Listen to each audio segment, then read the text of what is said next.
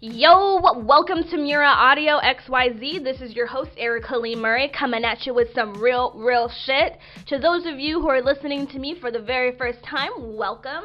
I speak based upon actual experiences and use those experiences as examples, be it surrounding entrepreneurship, fitness, lifestyle, etc. Submit your questions, please. Actually helps me create more content and content surrounding things of your interests that I can add value to you. Submit it through Instagram at Erica Lee Murray, or you could do it through YouTube in the comment section at Erica Lee Murray. Ask and you shall receive. So we are actually going to get into the nitty gritty. Whew, like I could already feel like all of the passion just like about to burst from my chest. Okay, let's get into it. Somewhere in this mess, I became desensitized to shit. I am growing to not literally care. I remain quiet as people come and go. It is honestly one of the greatest traits I have grown to appreciate. It is interesting to see how and why people interact. There is always some type of intention to have your attention, to tap into your network, whether it be on social media or not, to learn the type of leverage you have, or to find where you fall on the social economic ladder as a means to decide whether or not they want to associate themselves with you or not. Fascinating shit. There is always some type of intention. So what is mine? My intention is to have an outlet that has a means of impacting the world. I have grown to acknowledge that I have two main outlets, and if I don't maintain those outlets, I build up energy and feel as though I'm about to explode from irritability. I need to swallow my spit. Irritability. Sound intense? That is because it is. My two main outlets are as follows: weight training and creativity. It seems so simple, but I feel tilted off of my access if I do not do both. What do I get as an ROI? For those that do not know what an ROI is, it is return on investment. What is my return on investment? What do I get? What do I get for delving into these outlets? Nada. Nothing of monetary value.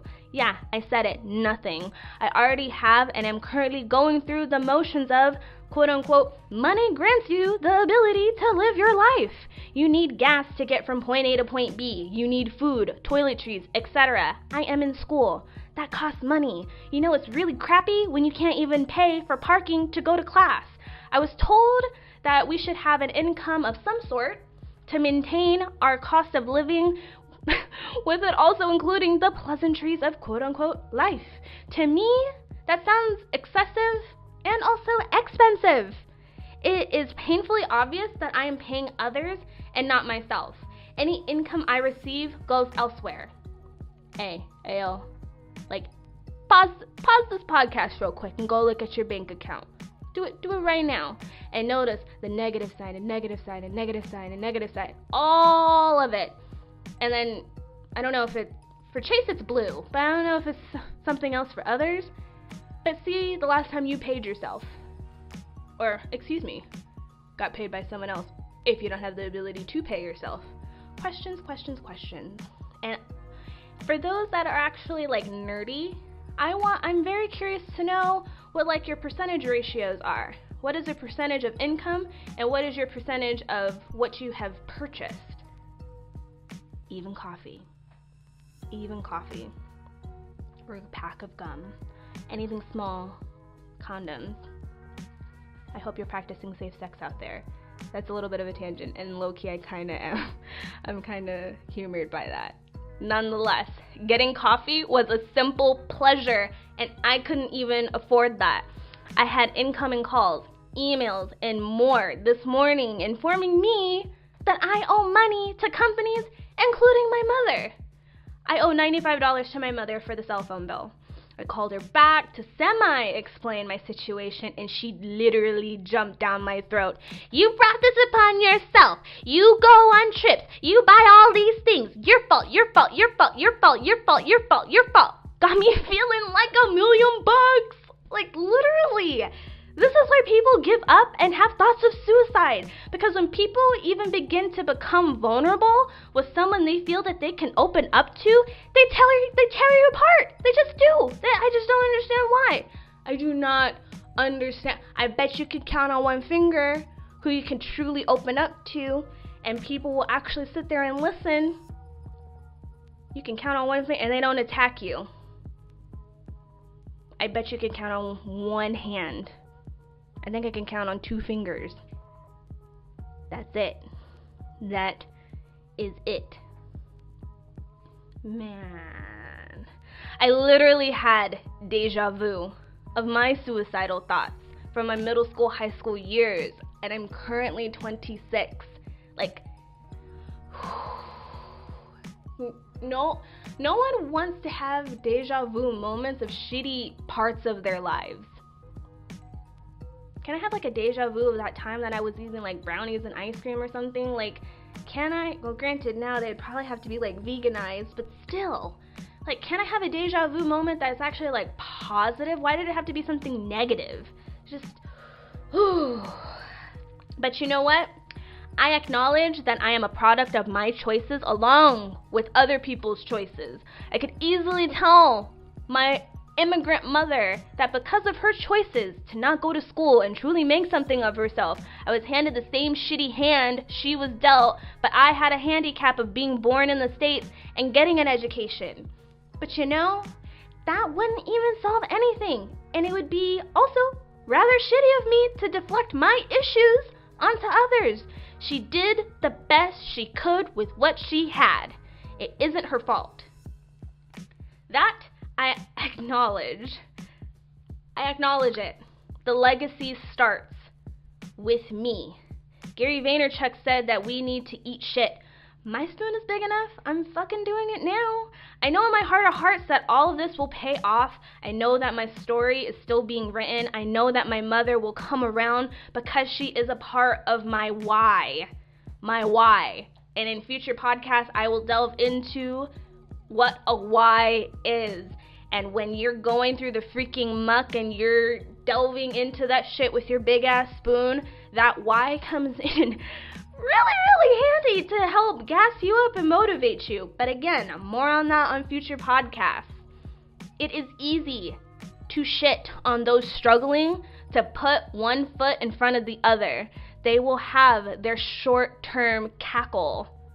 Oh my gosh, short term. And it used to actually infuriate me when people would like laugh, but now I want to laugh with them because I'm like, yeah, bro, you don't even know what's about to happen in the next 5 to 10 years. And I'm willing to be patient for it because I know in 5 to 10 years, I'm not going to be in the same position. I have no idea where you're going to be. And in all honesty, I don't give a shit. I don't. For years and years and years and years and years, I kept putting people up on a pedestal, and now I'm putting myself on a pedestal, and now I'm helping people build their pedestals up so that they can rise with me. Hello. Jesus. My legacy will speak for itself. Ponder that. Actually, say that affirmation to yourself. My legacy will speak for itself. You need to be your own biggest fan. Hence why my core circle is so extremely small. I don't even think it's a circle. It might be a triangle. I'm actually contemplating that it just might be a line. Just 2 dots and a little line connecting. Like that. My circle is so small, minute, almost practically non-existent. It's the size of an atom. No, maybe a neuron, electron? Now I'm getting geeky with it. Nonetheless, it is small. You have a whole slew of acquaintances. Think about it. A whole slew of acquaintances. But think about those you could truly be vulnerable with, and they won't use that information against you. They won't punish you for being vulnerable. You could just be open and be supported. Think about it. And then look at your supposed circle and be like, you got me, you don't have my best interest at heart. And that's your decision on if you want to trim the fat or not. But I just want you to put forth the initiative to actually sit down and look at your supposed peeps that have your back. Through thick and thin. Through thick and thin. All right. So. That was pretty much hot and heavy, and I think it's just like fueling like that conversation that I have, and I think that's probably why I'm like low-key kind of like laughing right now, because I'm just like, I'm excited about this shit, because I'm just like, no one knows what's going to happen. I don't even know what's going to happen, but I know it's going to be fucking epic. So stay tuned for my podcast in the near future about my whys and how it drives me, and maybe possibly how you can kind of formulate it for yourself. I'll probably give like a little skeletal structure of it so that you can have something that drives you.